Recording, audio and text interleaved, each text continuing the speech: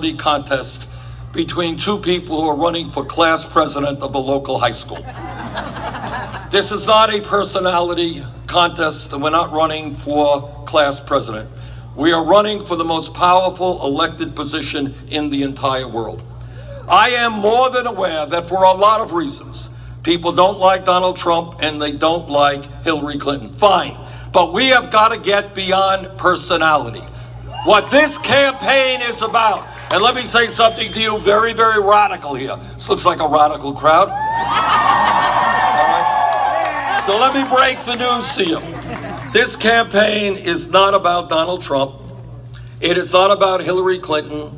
It is not about Mrs. Trump. It is not about Bill Clinton. This campaign is about you. It is about you and your children and your parents and the future of this country. It is not a personality contest. And I say to all those people, many of them in Nevada, who are thinking of voting for Mr. Trump, take a hard look at the issues. Take a hard look at Mr. Trump's position, Secretary Clinton's position. And if you do that, you will find without a doubt in every area, Secretary Clinton's positions are far, far, far superior to Mr. Trump's. And let me just give you a few examples. I come before you to tell you that to me, what worries me enormously is the fact that this country today, economically and politically, is moving toward an oligarchic form of society. Now, I know that term is not used very much. You don't see it on TV. You don't read about it in the papers. Probably won't read about it in Sheldon Adelson's newspaper. But here's what we got. We have an economy which is controlled by fewer and fewer large multinational corporations that are owned by fewer and fewer billionaires. And then what is even worse, as a result of this disastrous Citizens United Supreme Court decision, which said that billionaires now have the right to buy the United States government, what we are seeing today, right now, this moment, billionaires like the Koch brothers and Adelson spending hundreds of millions of dollars to elect candidates who will represent the wealthy and the powerful. Secretary Clinton told me to tell you, I talked to her a few weeks ago, that within the first 100 days of her administration, she will bring forth a constitutional amendment to overturn Citizens United. And furthermore, what she has said publicly, she will not nominate anybody to the United States Supreme Court. Remember, Citizens United won by a 5-4 decision. She will not nominate anybody to the Supreme Court who is not prepared to state loudly and clearly they will vote to overturn Citizens United. And furthermore, and this is just an enormously important issue, and I know it is not sexy. I know people are concerned about health care and education, but you're not going to address the crises facing this country unless we deal with campaign finance and unless we deal with another issue. And that is that right now, and this is unbelievably outrageous, you got Republican governors and legislatures all over this country trying to suppress the vote. You know, I thought we were through with that. I thought we were through with a period in American history where you couldn't vote because of the color of your skin. I thought we were through with that, but apparently not.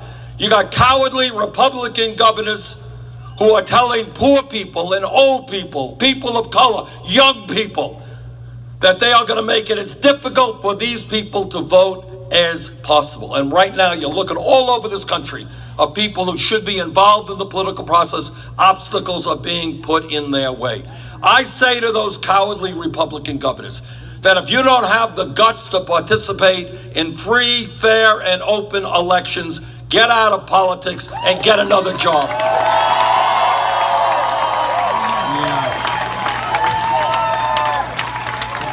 what your next United States Senator, what Catherine believes and what I believe and what Secretary Clinton believes, we should be bringing more people into the political process, making it easier for people to participate, not putting up walls and obstacles.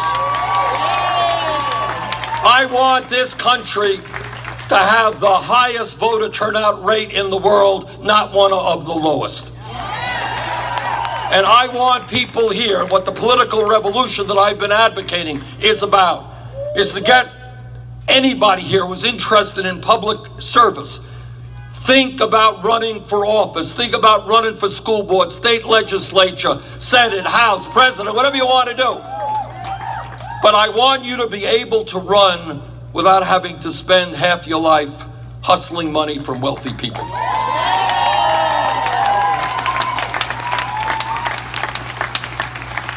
So what our first job is to understand that very brave men and women here in Nevada, here in my state of Vermont, put their lives on the line and sometimes died to defend American democracy. And what American democracy means is one person, one vote, bringing everybody into the process. And we're going to tell the Koch brothers and Mr. Adelson and all the other billionaires, we're going to have a government that represents all of us, not just wealthy campaign contributors.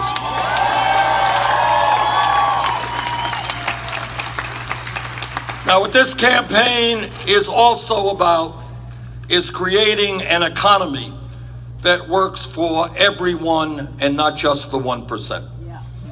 Now, what we should be proud of is that if we think back 8 years ago today, we recognize that we have come a long way. 8 years ago today, we were losing as a nation 800,000 jobs a month.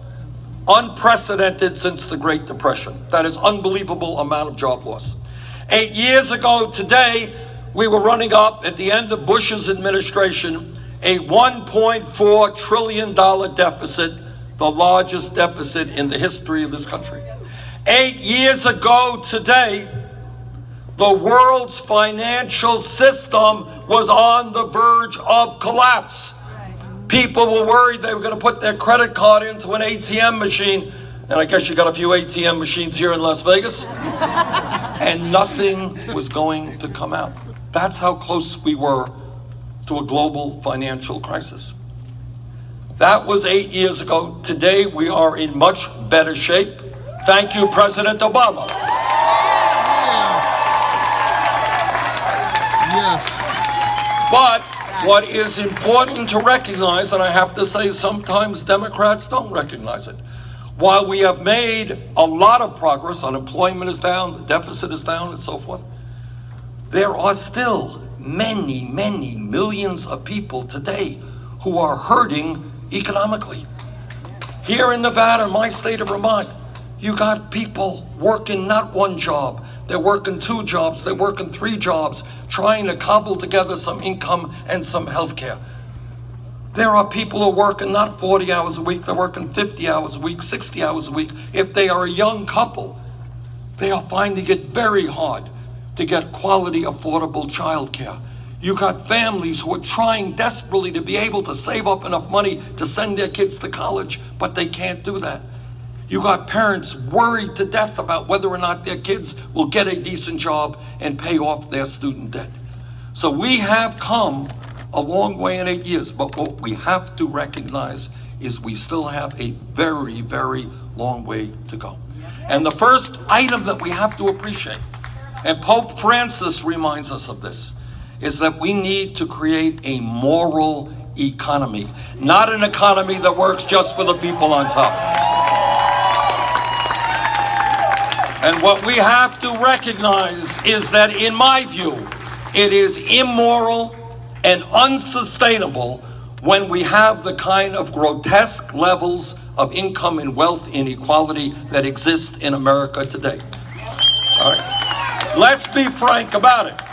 Right now, today, in this country, the top 1/10 of 1%, not 1%, 1/10 of 1% owns almost as much wealth as the bottom 90%.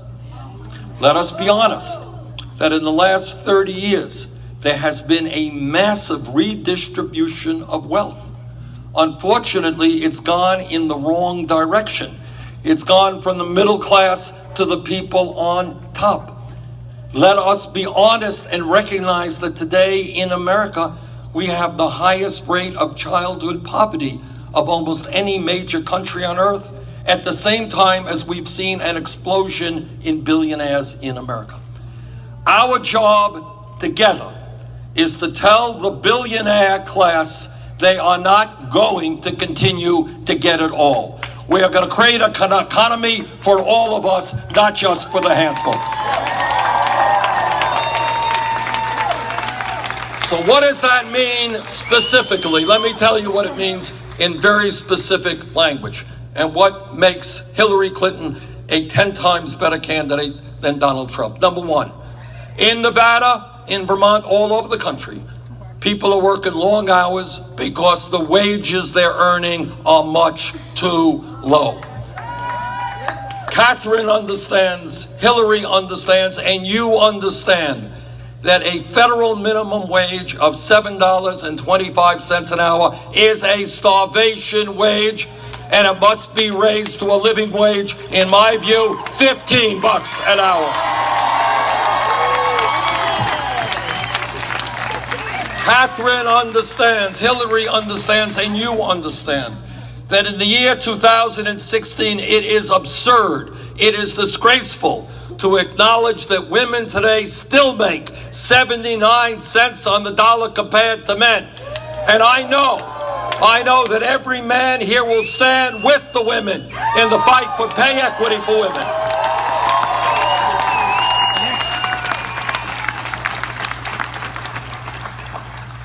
Hillary Clinton and Catherine understand, as you do and as I do, that the middle class will not grow unless we have a strong labor movement in this country. And I'll tell you something, and you may take it for granted. Do we have people here in the Culinary Workers Union? Anybody here?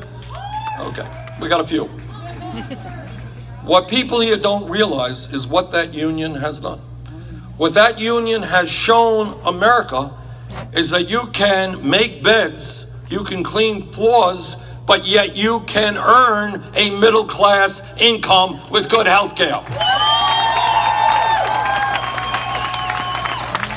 And we need, all over this country, there are millions of workers who want to join unions, but are prevented from doing so because you have employers who break the law and make it impossible for them to join that union. What Hillary and I understand is we got to change the law and make it easier for workers to join a union. Now, Donald Trump has a brilliant idea. As you know, all of Donald's ideas are brilliant.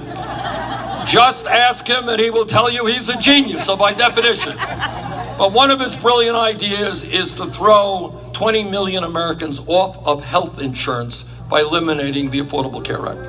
20 million Americans. Well, I have a different idea. I think that instead of throwing 20 million people off of health insurance, I think we should join the rest of the industrialized world and guarantee health care to all people as a right.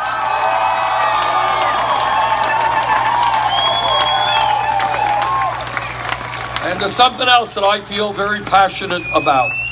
I am sick and tired, and the American people are sick and tired of the pharmaceutical industry ripping us off. Americans pay the highest prices in the world by far for the same exact medicine. Many years ago, as Vermont's congressman, I took a busload of women, working class women, many of them were dealing with breast cancer, across the border to go to Montreal, Canada. These women, and I will never forget this as long as I live, these are working class women struggling with breast cancer.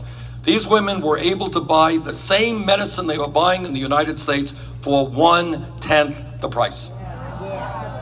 Right now in America, 1 out of 5 people who goes to a doctor and gets a prescription cannot afford to fill that prescription.